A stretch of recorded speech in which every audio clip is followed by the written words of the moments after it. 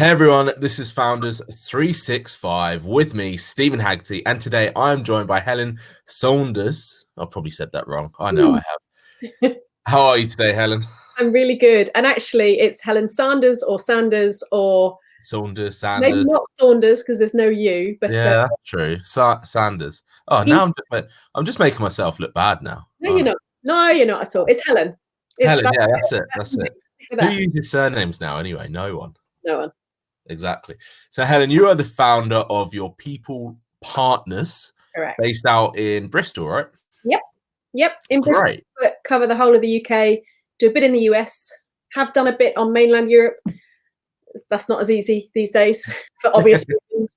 But yeah, wherever there are people, I tend to be able to help. So yeah. Fantastic. So let's jump into what Your People Partners is. Okay, so Your People Partners is really my vehicle for trying to unbreak recruitment, essentially. I don't feel that the industry is fit for purpose, and I kind of knew that the day I went into it. And I never dreamed. I wasn't one of these people growing up saying, I'm going to be a recruitment consultant when I'm older. I don't think any child says that. If they say that, if you're a parent and your child says that, yeah, good luck. There's concern.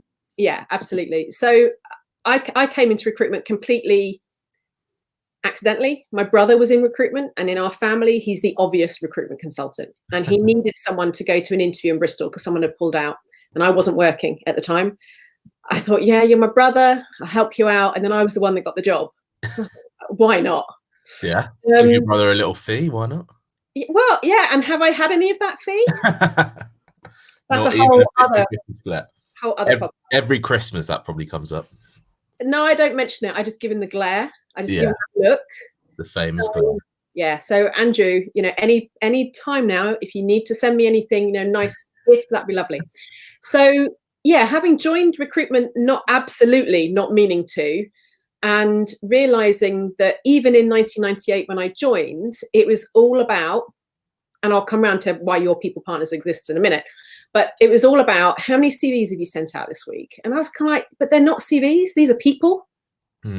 We're in a critical part of their life if you take it that seriously, and I kind of did because I'm that kind of person. And I was a naive 24, 25-year-old pushing back and kind of saying, when you say how many CVs, do you mean how many people have been offered a role and they're going to accept it? Because surely that's the metric, not how many CVs I've sent. And that whole happiness thing, I was kind of, then I can't believe that I was so naive and so bold to be able to push back. But in my naivety, I was able to change the way that particular business ran so that it was much more people focused than CV focused. And there weren't that many recruiters around then. So by the time I got into the industry in 98, if you managed to get hold of someone's CV because they were able to put it in an envelope, address it to you and put a stamp on it, then it was kind of a given that they were my candidate, as it were. And other recruiters almost respected that because I'd done the legwork to find that person that didn't have a mobile phone. And they'd entrusted me to send me their CV. And then we had one admin person for 20 people to type up the CV so that we could fax the CV. So the reason I tell you that is from day one in my recruitment industry experience, people weren't in the middle of it. It was all about metrics and all about money. And I'm a firm believer that if you do whatever it is that you do, if you do it really well, the money will follow as long as you know your value. So that's a really weird thing as a recruiter, not to be tainted or motivated by the money. Because if I do my job well, the money will follow. Many years later then, so 22 years on, Your People Partners came about a few years ago now, where I had the balls and the confidence to stand up and kind of say, look, I'm fed up with bums on seats recruitment. And also I had a situation in my personal life with my son being very unwell with a brain tumor. So I wasn't employable. So what skills did I possibly have that meant that I could set up a business and make some money, be me, so be Helen, not my son's mum, because that's who you become when you've got a child who's sick. And how can I control my life a little bit by running my own business? And Your People Partners is the second iteration of that particular business that I started 12 years ago, where instead of bums on seats recruitment and CVs, I've now developed a process and a system that I still change it depending on the company and the desires of that organization and type of role, where I go in, and CVs are only a very small part of it.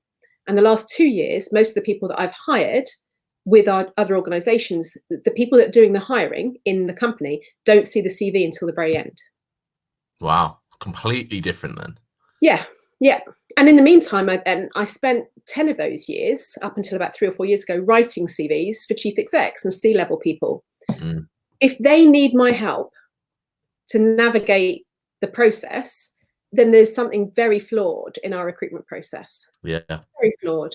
Yes, it's a marketing document, but there's so many other bits of marketing about ourselves. It's not just a CV anymore. Mm.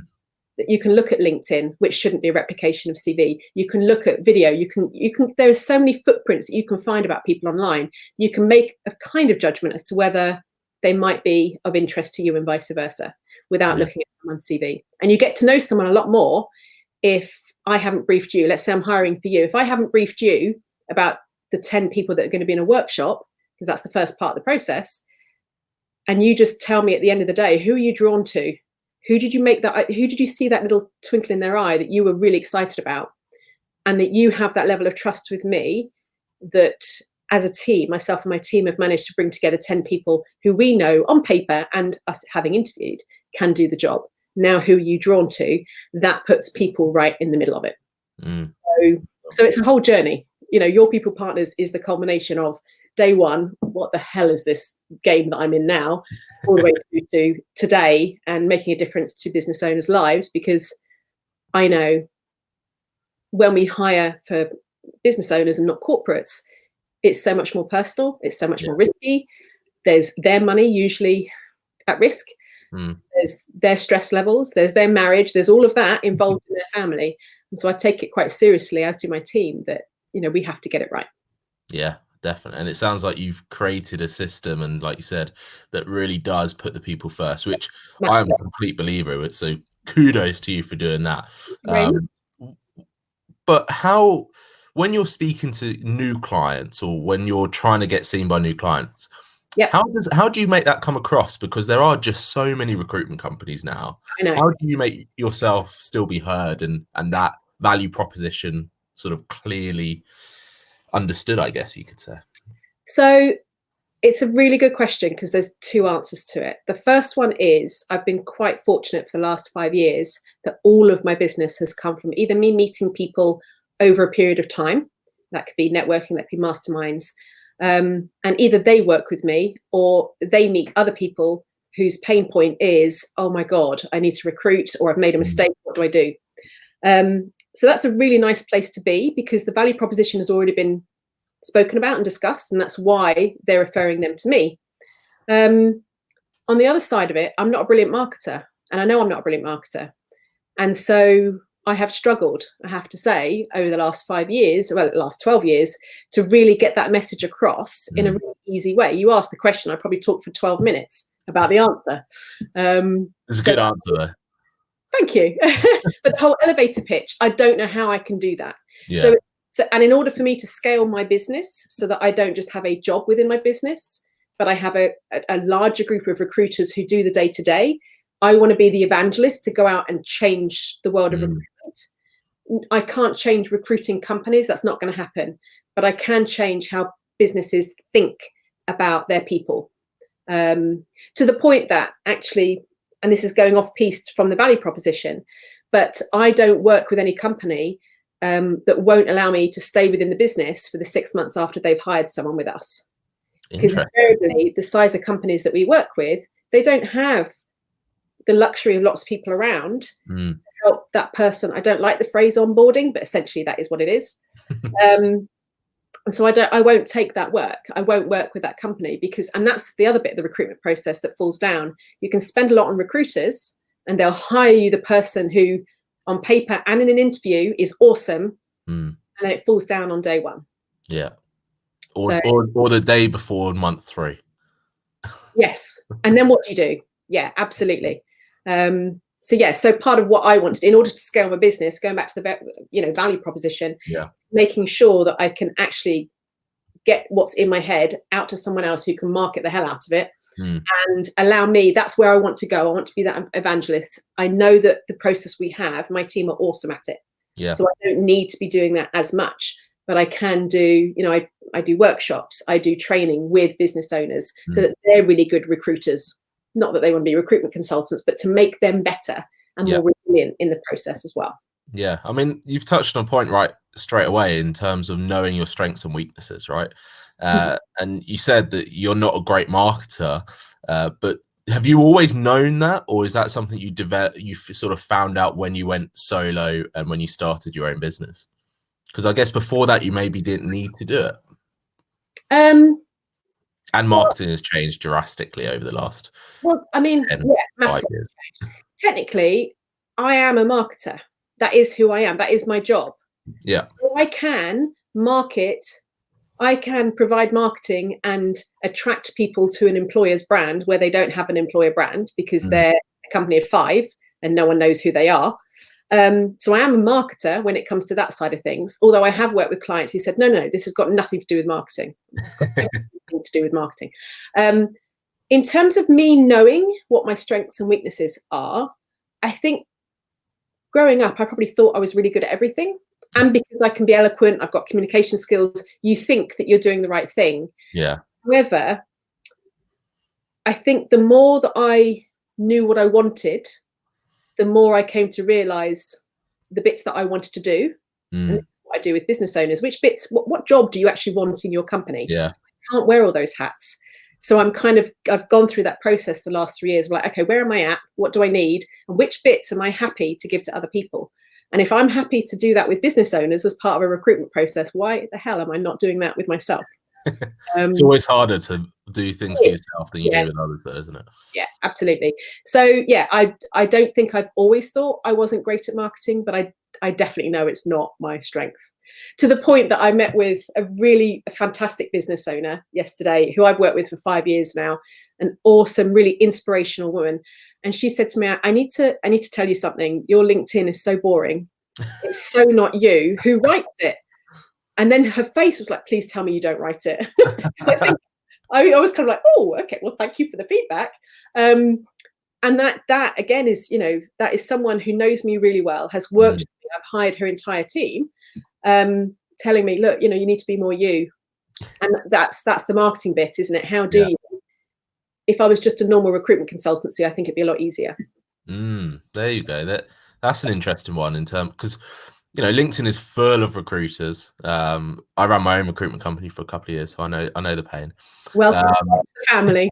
But you got out, right? So that's really cool. I think everyone's probably tapped into recruitment on some sort of, every entrepreneur has thought about it or done it on some level. And then quickly left again. Yeah, that's it. For you, when you see other recruitment companies, and let's just call them on the traditional sense. Yes. What are your thoughts? And when you're sat on LinkedIn, how do you stop yourself being like, stop doing what you're doing? It's not about call time. Because companies still do that. They go, how many hours have you got on the phone? How many CVs are you putting out there? And, you know, like you said earlier, it used to be that you would effectively own that CV because of the work that took you to get it. But obviously now, you know, if I wanted to send my CV to someone, I could send it to 100 people tonight. Absolutely. So there's 2 things that come up there. I don't sit on LinkedIn. It's not for the type of work I do. It's not where my time is best spent. I'm over the fact that there are recruiters and recruitment companies, and there is a place for them. They do a job, and that's fine. There's space for all of us. Yeah. I just wish there were more organizations like mine, really, where we could put people back at the middle of it. And recruiters will tell you, oh no, there is a person in the middle of it. That's fine.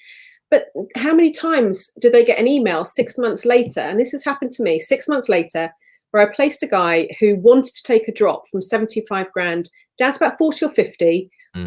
He lived in Reading, didn't want to work in London anymore. So that was that bit. And a really good marketing guy. Actually, I might have to give him a call.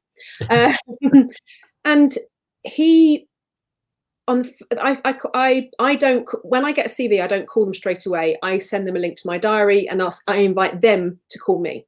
So that's straight away what recruiters don't do. They just think, well, you've given me a CV, so I'm going to call you. But anyway, so I set up to speak to him, and he was so appreciative that I had wanted to speak to him. And I was like, why? No other recruiter had touched him with a barge pole. I said, why? And he said, because I was very honest in my cover note and said, look, I want to move out.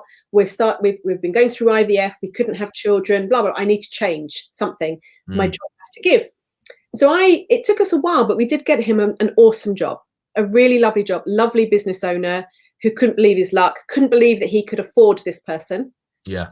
You know, and he joined on 40, and within about 6 months, he was marketing, but he was making so much money for them. It was unbelievable. So salary was no issue at that point. And I got an email from his wife, who I'd never spoken to, 6 months later, to say thank you for being that person that changed their life. I mean, I'm getting all choked up about it, but that's exactly why I do my job. And she was now pregnant.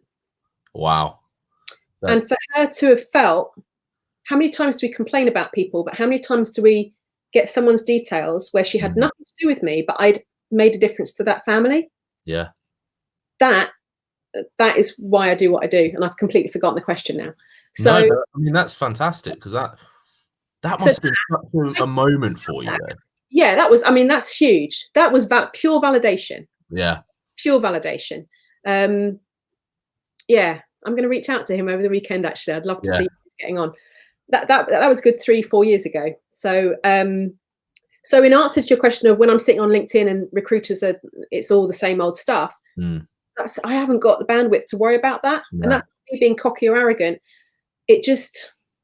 That's fine. And they've got clients and they're making money and they're employing people. And yeah, it's slightly broken, but quite broken, but that's fine. I'm just going to stay in my lane and do my thing. Yeah, just do it. And I mean, if you're getting like that validation, like you said, that must have been a moment for you where you sort of, was that a pinch yourself moment where you just thought, wow, this has been worth it? This is all those things that perhaps haven't worked out during the business, which always happens. Yeah. To get someone to email you that you've never met, that didn't have to do that. Let's face it. Yeah. You know, yeah. She went out of her way to do that.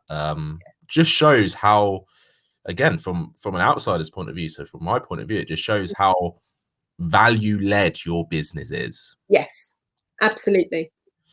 And I'm not going to say that I'm disappointed that I haven't had more emails like that. But many of your clients are listening. Yeah, well, yeah. I will be sending this to them. And if they don't, then send me a thank you, or their wife or their husband or partner, girlfriend, whatever. But, you know, it is validation, massive validation. And I did have to pinch myself. And I have had pinch myself moments in my previous career to recruitment that, you know, you kind of think, wow, that's amazing. But this was something that I felt a real, just having that person being so grateful. I've taken the time, and that's all we have on this planet. Yeah, exactly. That second's gone, and I was the one that picked up. Well, he sent me his CV, and I was able to reach out and help him. So yeah, that's really cool. Incredible. Let me just make a note. I'm going to call him. Yeah, make a note. Contact the marketing guy. Yeah, for lots of reasons. For lots of reasons, not just because you were yeah, absolutely. Yeah. No, but that's such a lovely story. But in terms of values itself, how do you go in terms of reality checking your own business values, and as your business grows and evolves, how do you change or adapt them to make sure that what you're doing is still the mission, still that right purpose, and still aligns with those values? So I'm still small enough that my values and the way I've recruited my team are very much there. I do fear, and this is the fear that my business owners have, you know, my people partners essentially have, as they scale, is, my largest company is 40 employees, and I got them from 22 to 40. Only 2 people have left in that time. And then my smallest company is an accountancy. He wasn't a practice, he was practicing accountancy, he was an accountant, and now he's a team of 4. And they're having very different experiences, aren't they? You know, and I'm at that lower end. So it's a question, and it's a bridge that I'll have to cross. this year and next as I start to expand, definitely. And the values bit has to come into as I'm hiring, because and I know that works because that's exactly what I do. Yeah. For partners. It'd be very odd if you went down the traditional hiring route for yourself. I mean, that would just be very odd. The people that have worked, the people that have worked really well within my business are non-recruiters. Yeah. They're absolutely people first and foremost. And they're really, they just like people. Yeah. I know, actually, it's funny enough, I know of a recruitment company also based in Bristol that he only hires non-recruiters. Yeah. And it works really well, and his business is thriving because of it. Absolutely. It is a really good model, a very simple model, but it's a very good model. Yeah. And that's not to say I haven't had recruiters work with me in the past that haven't been awesome. Yeah. But they haven't stayed as long either. Interesting. Very interesting. Yeah. So where do you want to take your people's partners then? It's a really good question. So again, there's two answers to it. One is where I want to be and what I actually want in my life. And then the other bit is where I want the company to be and impact. Yeah. So late in 2018, I was invited to start facilitating workshops at the British Library in London. And that was a really difficult decision for me because my son has extra needs, and it was like, that means I've got to be out of Bristol, and I was still in mum mode as well as business mode, but my business was here. And I took the leap of faith and I started doing that. And I've done all last year and this year as well, where I'm helping business owners be better at what I do, essentially, so that if they do it themselves, that's great. They're better at it, less risky. If they do it with me, that's also great, but I'm not the best choice for everyone. And if they then choose to use a recruiter because they're really specialist, they also now know how to get the best out of that relationship. Yeah. That's where I want to be. That's the bit that I want to be doing, is that workshops and getting people up to speed. In terms of the company, I would like to scale the company so that it can cover pretty much anywhere where there's business owners. The world. Maybe not the entire world. I'm not thinking China or anywhere like that. No, I can't think why. But I mean, I'm American. You wouldn't know it. I'm American. I'm British, and there is a bit of me that also wants to. I did work in Chicago. That's a whole other story again. I sold everything I owned here to set up an office in Chicago. No way. 2 blocks from the Sears Tower. Sold everything. Moved there on the Friday before September 11th. Wow. So that was interesting. But they would be really. They would love this approach in the States. Yeah. They're not already doing it. And it's a slightly different industry over there in terms of hiring and recruiting. But my English accent does really well there. And selfishly, I'd like to work there again. And the American passport helps with the working there. Yeah. No need to worry about that stuff. Yeah. But it's interesting what you mentioned, sort of the American market, because I think it is very different in terms of how people do business out there. Massively. From what I've experienced, it is already more of a people-led business and relationship-led business. Massively. But why do you think in the UK then it's not? Why do you think it's more of a transactional relationship? I think because at the time of the whole technology boom with different platforms, and JobServe was the first one that I used as an advertising platform, that happened here quicker than it did in America. Okay. And therefore there was a boom in recruitment, agencies and consultancies, and there's no barrier to entry. You just got to have the gift of the gab and a bit of brain if you can. Whereas I think, I don't know whether it's geography or whether it's how they run themselves as where I was in Chicago, it was a very fixed, you worked in Chicago. And it was all about relationships. And actually, I probably wasn't doing that much. Well, I wasn't doing that much hiring actually after September 11th, because I turned into more of a career consultant because everyone was laid off. Yeah, Friday, a lot of my companies, including Cisco, they'd let people off. So that then became much more of a people-orientated exercise. Whereas over here, I do think it's just, Here's the thing, and this might answer the question. In the States, it is quite normal to be an estate agent, a real estate agent. Yeah. It's very well paid. It's commission based. You have to go through certification to be a realtor. And if you move states, you have to do that state's realtor exam as well. Mm-hmm. So they professionalized it. It's not quite that way for recruiters, but it's also not looked down upon in the States to be a realtor or to be a recruiter. Yeah, whereas in the UK. In the UK, I start my pitches, I'm a recruiter, but don't hold that against me. Use my knowledge. You know, I feel like I've been doing this so that you can be better and your business can be better. So let's just use it for good. So yeah, I think that it's probably the judgment thing as well, that, you know, no one grows up wanting to be a recruiter. Yeah. Whereas in the States, it's a legitimate career choice. Exactly, which I'm guessing is where some of the motivation for you to do more of the workshops and the one-to-many type situation where you can speak in front of them and not try and change their mind, but almost re-educate them, isn't it? Yes. Yeah, absolutely. I mean, you know, tons of business owners, and we all think we know a lot about everything. And when we start our own business, we still think we know how to recruit. And sometimes we've come from organizations where they've had a machine behind the recruitment, whether it's a recruitment consultancy or whatever. And so you go into your own business thinking, well, this was easy when I worked at Intel, so it must be easy now.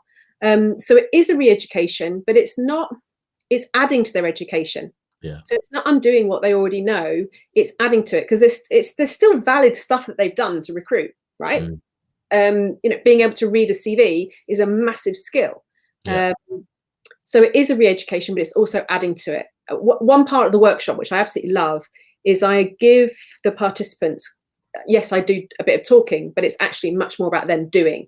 And I give them 4 CVs. So we've got Mickey Mouse, we've got Donald Duck, so on and so forth. These are real CVs. Changes have been, you know, their names have been changed. And I asked them, who would you interview? And after about 5 minutes of them discussing, they've broken into pairs. I asked the room, who would you interview? And immediately they go, well, I would hire so-and-so. I'm like, hang on a minute. Let's look at the question again. Who would you interview? You're not looking to hire at this point. You're looking at CVs. And the whole point every single time, and I'm hoping that I might share this after my next workshop, because I don't want people to know the outcome. But essentially, you know, the person with the worst CV was the person that we ended up hiring. Yeah. And we talk through that, and you can just see people going, okay, I get it now. I get why the CV isn't the be all and end all. It doesn't, I'm not saying re-educating you to not use CVs. I'm re-educating to use it in a slightly different way, because you're not using the CV to hire someone. You're just using the CV just to find out a bit more, essentially. So, again, like you said, it's people led to find out the person behind the CV. Which is great. In terms of the candidates and when you're speaking to them, how do you approach that then? How do you approach just that people to people conversation when you know that these people are often like that gentleman, the marketer, who didn't want to be in London, he wanted a complete life change. So you know that this person in front of you is probably going through a few stuff, like we all are sometimes. Life. Life happens. How do you approach them? How do you approach them in that conversation so they're not worried and anxious and thinking about the right or wrong thing to say? Absolutely. So the relationship is very different, because Andy, when he sends me his CV, I send an email. They immediately know who the company is that I'm recruiting for, even though the advert will have said, and it's usually advertising that we do, even though the advert won't have said the company name. Unlike other recruiters, it's not in my interest not to share that information with them straight away. Sure. And that email will have then a second email with my diary, or one of my team, for us to have a chat with them. And we chat with a far more people percentage-wise in terms of CVs than you'd expect. And it means that we've already set up, or we've changed their perception of who we are in the recruitment process, because we've been much more upfront about it. We've said in the email, yes, we're recruiters, but we're partners with this company. And we even go as far as saying, you know, we are not competing with other recruiters for the attention of this hiring manager. We are essentially an extension of this company. So when you speak with us next Tuesday, you are speaking with the company. So that changes, that can actually make them more nervous. But they still know that we're a recruiter. But it also means, and we don't call it an interview either, even though it's a phone interview, we don't call it an interview. So that also changes the dynamic. Yeah, massively. It's not an interview. And that's something that, again, is just changing people's minds, and don't have 10 questions. You'll get 10 normal answers back. Forget it. Have a structure. Don't get me wrong. Absolutely have a structure, but there's so much more you can do. We did 3 interviews yesterday for an ops manager in a really nice Hilton in Swindon, of all places. And afterwards I had dinner with we didn't finish till 9 o'clock, and then we had dinner. And this business owner said to me, that is the most fun I've ever had. Wow. As part of this process. I'm like, well, and she did everything I told her to look at the CVs, but don't print them and make loads of notes, because that's the type of person she is. And that's what it should be. You get to know the people, as opposed to, and they came along having known so much more about the person that they were meeting and the company. So we try and, someone did say to me, why do you handhold as much as you do? Why do you handhold the candidate as much as you do? And I want to give them the best possible chance. And they pushed back and said, no, you shouldn't tell them as much as you tell them.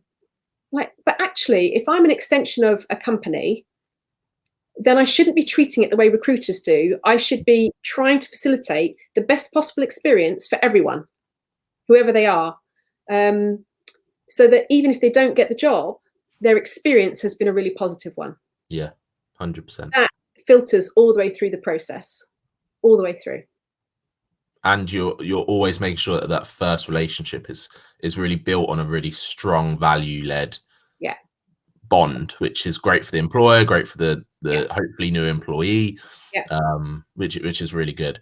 Helen, my final question to you is, if you could give 3 tips to a business that wants to hire people based on your sort of system, or whatever we want to call it, what would those 3 tips be?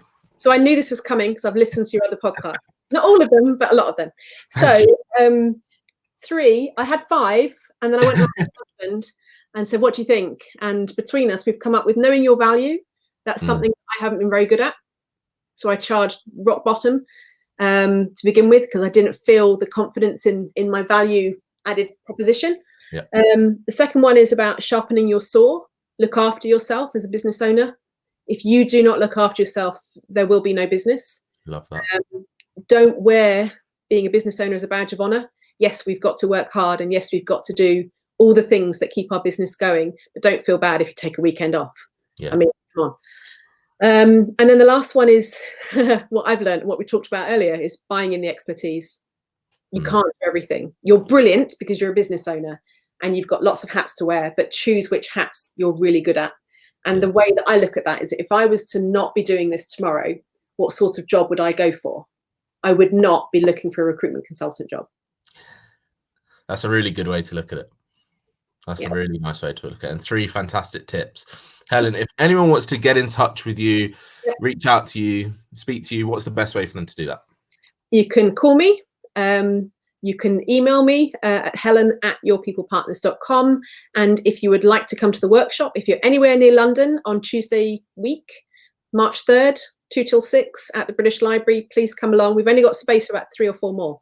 So that event is on Eventbrite, and there's plenty of information on there, so you can find out more there. One more question then. Who's the best person you want in that room? Someone who's really, really ambitious, not arrogant, and wants to grow their team and be very open to how they grow that team from a people-driven process. Fantastic. Helen, thank you so much for being on Founders 365. This has been, I've really enjoyed this conversation with you. Thanks everyone for listening. Thanks everyone for watching. This has been Founders 365 with me, Stephen Haggerty.